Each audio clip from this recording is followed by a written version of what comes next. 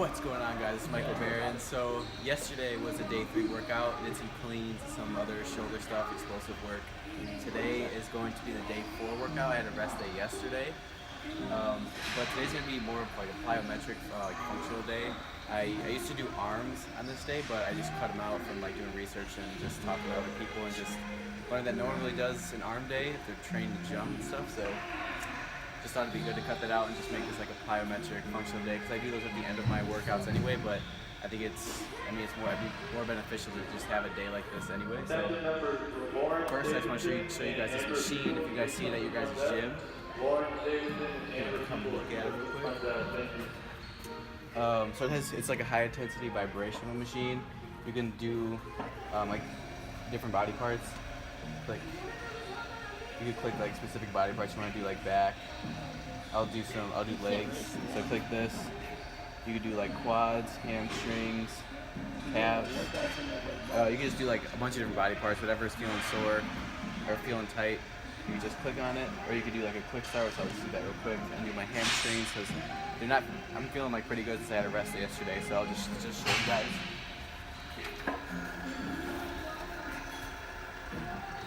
It's like a really weird, good feeling after. So again, if you guys see these, try them out. See how you feel after doing this. Again, you'll feel like really loose.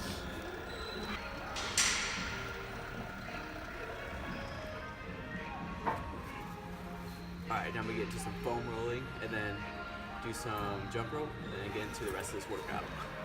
Alright, so I just finished up with that high intensity vibrational machine. Didn't do too much on it. Like I said, I already feel pretty good, so I'm going to just do some light foam rolling just on like my psoas area to get a little more loosened up. I'm not going to do a resistance band today in terms of like my hip and stuff. I'm just going to incorporate that into the plyos. So I'm going to do some resistance, single leg jumps and stuff, so you guys will see that later in this workout. But yeah, I'm gonna do some foam rolling right now for like a couple minutes and then get into the warm up. I think I'm gonna do some jump rope and also some sled pushes and then get into the plyos.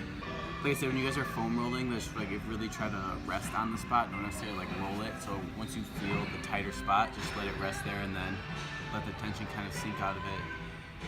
And then after that, that's when you could like move on to another spot and just kind of let it rest there again. I'm gonna do enough to just get loosened up and kind of get a little bit of a sweat going and then get into the actual workout. So I'm just gonna do these and then my outer hip glute area, and that'll be it for the foam rolling.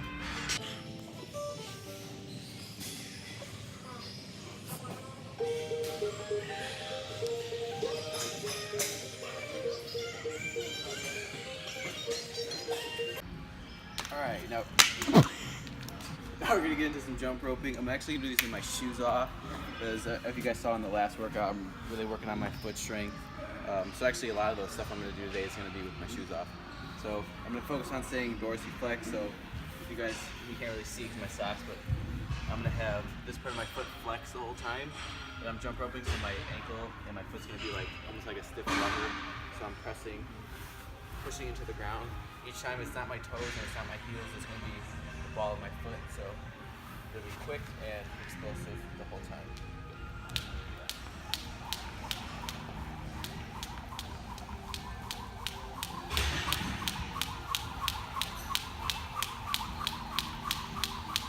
You guys should really start to feel this in your calves and your glutes. The more you do it.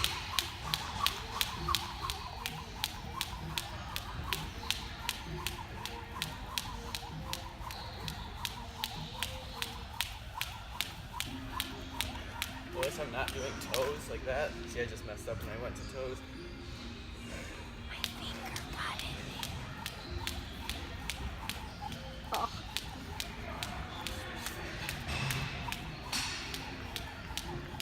Single leg is another thing I'm working on, getting better at, because I notice when I do single leg, I notice more of my weaknesses.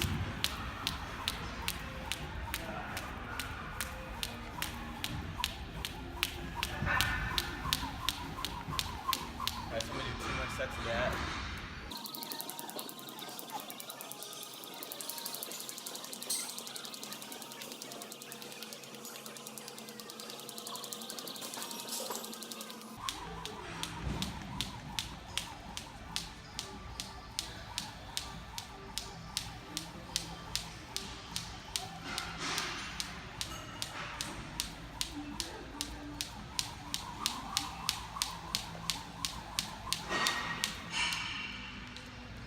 Alright, so to get into the plyometric workout, I'm going to start off with some single leg bounding and then normal bounding.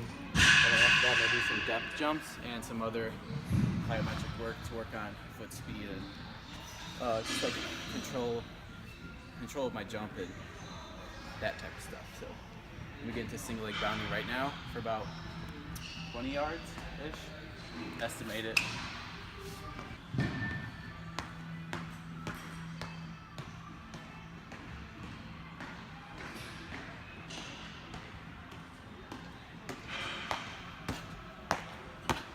So with those, it's really important to keep your foot dorsally flexed, so pointing it towards your shin, and then landing and like pushing at the ground, and landing right underneath your hip. Push off. So when you're landing, it should be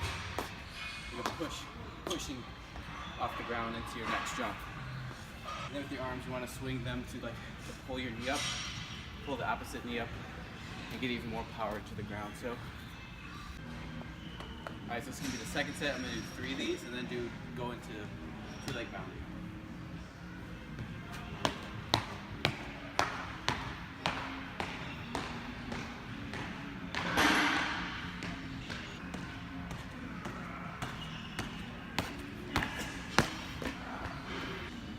Another thing I just thought about, focus on landing softly each time. You want to be like pounding into the ground.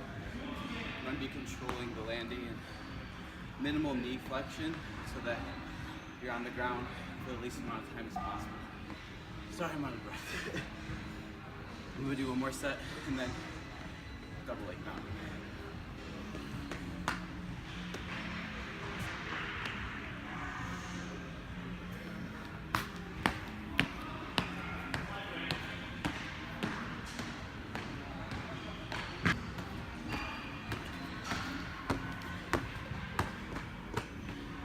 Alright, so next one I'm going to do is alternate bounding, and I'm going to take my shoes off for this, just to also like show you guys again like keeping my feet dorsally flexed and reiterate to me, because it makes it easier to have your foot in the right position when your shoes are off than when they're on, because the shoe acts like a support.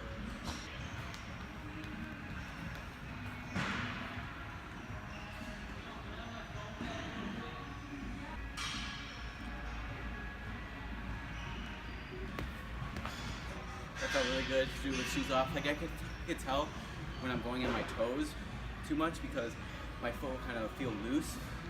But when I keep my foot dorsally flexed and land on the ball of my foot, I feel like I get a lot more power and explosion into the next step.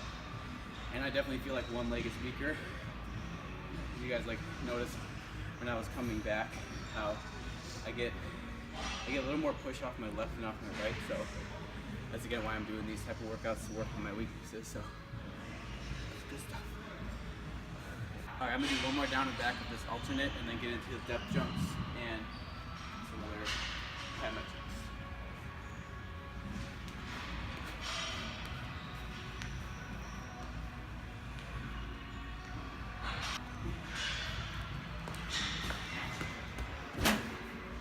Another thing I feel, I need to get my knee up higher. I feel like my knee drive kind of slacks when I get more push and vice versa, so I'm just like compensating. I need to get it all strong. Alright, so I'm going to do some variations of like a depth jump, but there's like hurdles, so it's going to increase in height. So I'm going to do jump over one and then jump over the next one. It's just like work on reactive strength and timing of getting off the ground after I would plant the jump. So I'm going to do these 3 sets and then keep up.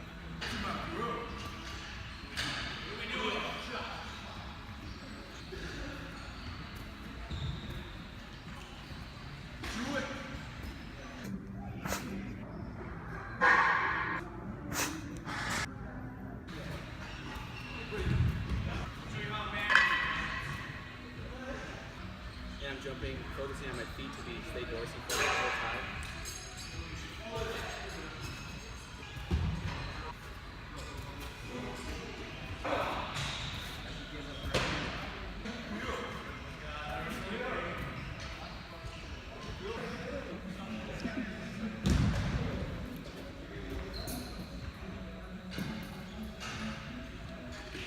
So I'm going to try the single leg, but I'm I'm gonna put shoes on for that because I feel like my foot slips a little bit when I try single legs. Alright, so I just put my shoes back on because I'm gonna do what I just did, but single leg, and I'm doing like 3 sets of 5 to 6 reps for everything I'm doing right now, just to get the most explosion and power in each rep.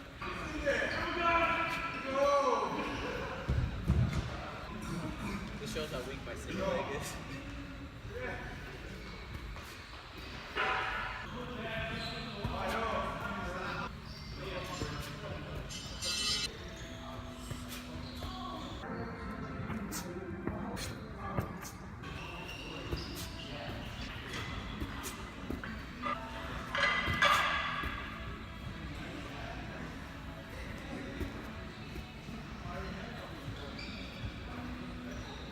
I'm gonna do one more set each leg, and then do one more set of double leg, and then that'll be it.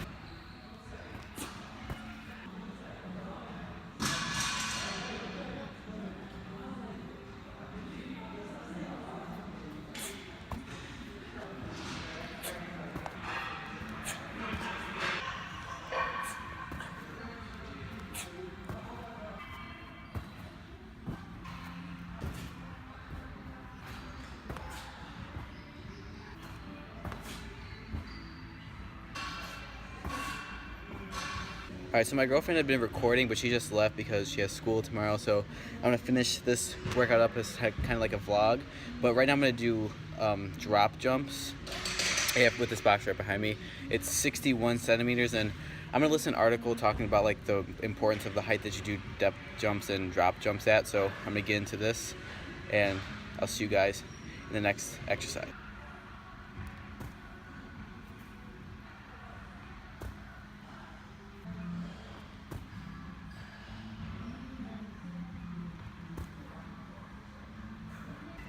What's up, guys? It's MikeBarrins, and I want to do some commentary for this video because, as you'll see later on, my phone is actually going to die during this workout, so I didn't get to show and go through like the full details of these exercises that I'm doing. So I'm going to start off with the drop jumps, which I'm doing, as you can see right here, and I wanted to go through some differences between drop jumps and depth jumps because there are a lot of important differences with them.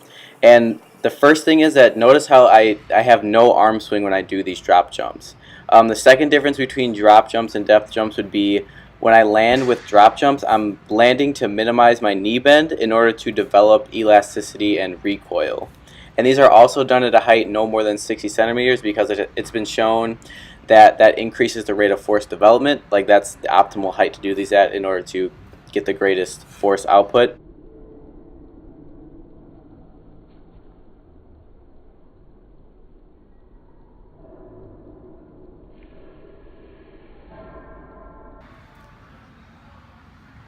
So now I'm going to go through depth jumps, which, as you can see, I have a lot more arm swing with depth jumps, and the purpose of that is to get the max height after I actually land. And I do land with more knee bend with the depth jumps in order to get to recoil and get the max height after I land.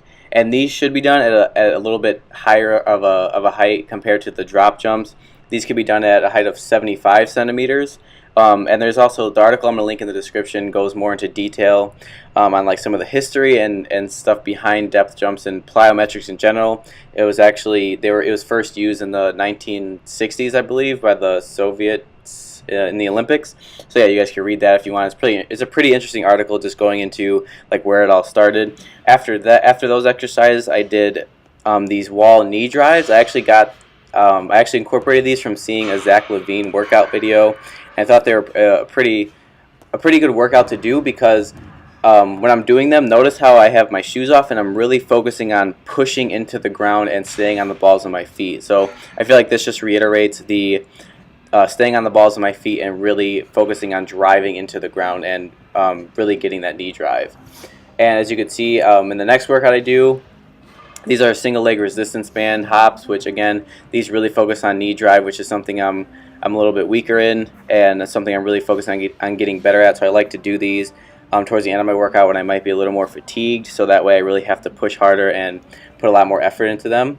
But yeah, that's all I wanted to go through with this commentary, and as you can see, I'm ending with just some ladders and core work. So yeah, I just wanted to throw this commentary in to kind of give you guys some background and talk about the drop jumps and depth jumps and some of the differences in them. So yeah, thank you guys for watching this video, and I'll let you guys get back to the workout.